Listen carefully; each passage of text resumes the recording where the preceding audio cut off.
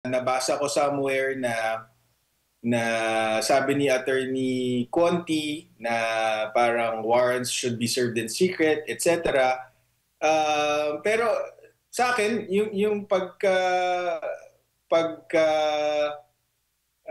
bunyag ni Ombudsman Remulla na meron ngang unofficial kuno na warrant of arrest laban kay Senator Bato. Ano yan, para sa akin, blessing in disguise para sa kampo ni Senator Bato kasi at least makaka-prepare sila sa mangyayari. Makaka-prepare sila, ma-prepare nila yung mga kasong dapat nilang i-file or reliefs na pwede nilang hingin sa korte. Diba? So, inappropriate yung ginawa ni Ombudsman Remulla, but it's a blessing for Senator Bato's camp.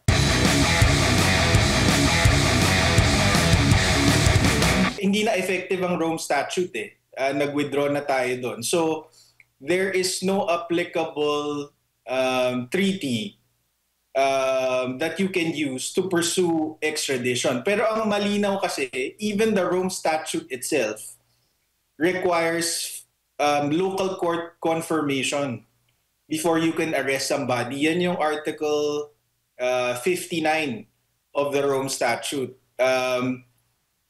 Kung matatandaan nyo, yung issue noon was Article 59 kasi requires the person subject of an ICC warrant of arrest to be promptly brought before local competent judicial authority for the local court to determine kung tama ba na arestuhin itong taong to base doon sa warrant of arrest. So kahit hindi applicable yung extradition rules na in-issue ng Supreme Court, kailangan pa rin dumaan sa local court. Kasi nga, yan ang rene-require ng saligang batas eh. Hindi pwedeng i-bypass ang judiciary sa usaping ito. Walang ganong kapangyarihan ng ehekutibo. So, ang malinaw lang sa extradition rules is hindi kinikilala ng Supreme Court na merong ganong executive option where a person that will be removed or will be extradited can be done by the executive alone. Walang ganong pagkilala. Ang surrender lang na nakikita ko dun sa rules on extradition proceedings is voluntary surrender. Kung saan sinasabi ng Supreme Court na mandatory na dumaan sa extradition proceedings, pero kung yung extraditee mismo or yung taong gustong i-extradite sa ibang bansa, winive niya yung karapatan niya to extradition proceedings, pwede siyang, ang tinatawag dito voluntary surrender, pwede siyang ipadala. Kasi nag-waive na siya ng karapatan niya to extradition proceedings. Opo. Linawin ko lang po, Attorney, meron na hubang ICC warrant na kopya na para kay Senator Bato? Kasi nga, naninindigan po itong si Ombudsman Boying Remulla na meron ng ICC warrant of arrest. Pero ang DOJ, ang iba pang mga ahensya ay nagpaliwanag na wala pa silang kopyang natatanggap. Hindi natin alam kasi nagre-rely lang tayo sa official releases ng ICC. Sa ICC website, wala pa naman. Although parang I think na nabasa ko somewhere na sabi ni Attorney Conti na parang warrants should be served in secret, etc. Pero sa akin, yung bunyag ni Ombudsman Remulla na meron ngang unofficial kuno na warrant of arrest laban kay Senator Bato. Ano yan, para sa akin, blessing in disguise para sa kampo ni Senator Bato kasi at least makaka-prepare sila sa mangyayari. Makaka-prepare sila, ma-prepare nila yung mga kasong dapat nilang i-file or reliefs na pwede nilang hingin sa korte. Diba? So, inappropriate yung ginawa ni Ombudsman Remulla, but it's a blessing for Senator Bato's camp. Sabi pa nga ng ilan, pakulo ba o well-coordinated o aksidente yung pagkakasabi ni Ombudsman Boying Remulla? Tingin po ninyo.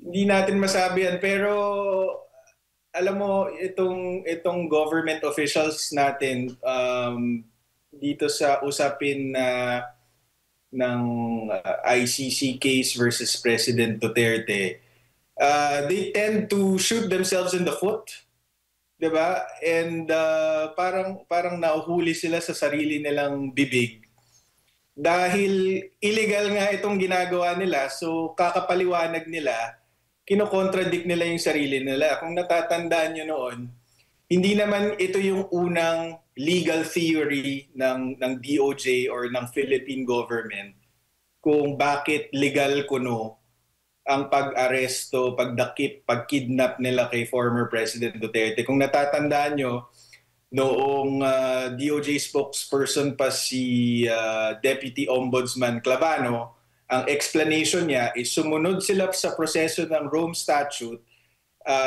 particularly itong nabanggit kong Article 59 na dapat dalin yung person arrested to the local judicial authority.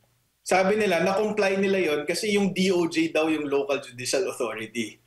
So, diba tapos, pagdating sa Korte Suprema, na-realize nila na nakabalbalan yung defense na yon. So ngayon, nag-iba naman sila ng theory na, hindi, pinapahintulutan kami ng Section 17 RA 9851.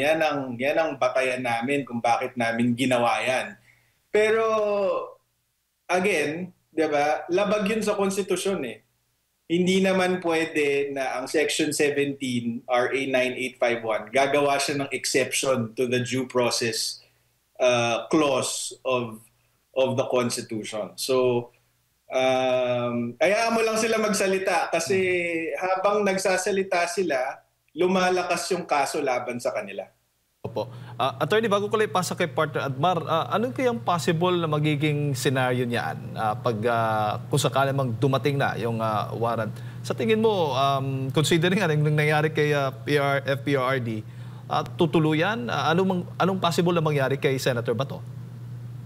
Well, yun nga eh. Kaya din po tayo napilitan na maglabas ng pahayag at umaksyon is because unless the Supreme Court steps in, unless the Supreme Court finally resolves the habeas corpus petitions, mukhang handa ang DOJ na ulitin lahat ng ginawa nila kay PRRD, kay Senator Bato. So napakahalaga, 'di ba, bukod sa kailangan na talagang mapauwi si Pangulong Duterte, kailangan na talagang umaksyon ng Supreme Court dito dahil handa ang gobyerno natin na ibenta ang soberanya ng Pilipinas at i-violate ang mga pinaka-fundamental protections ng Constitution para lang i-justify yung nangyari kay former President Duterte at para sirain yung mga political allies niya. So, hindi natin alam kung itutuloy nila, pwedeng posturing, pwedeng sinabi lang nila yon para i-justify yung KPRRD.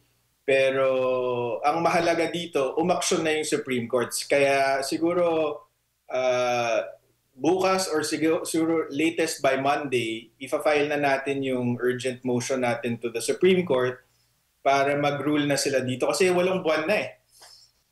Itong habeas corpus, actually ang nature nito, it's a speedy relief. Pero 8 buwan ng pending ito sa Supreme Court.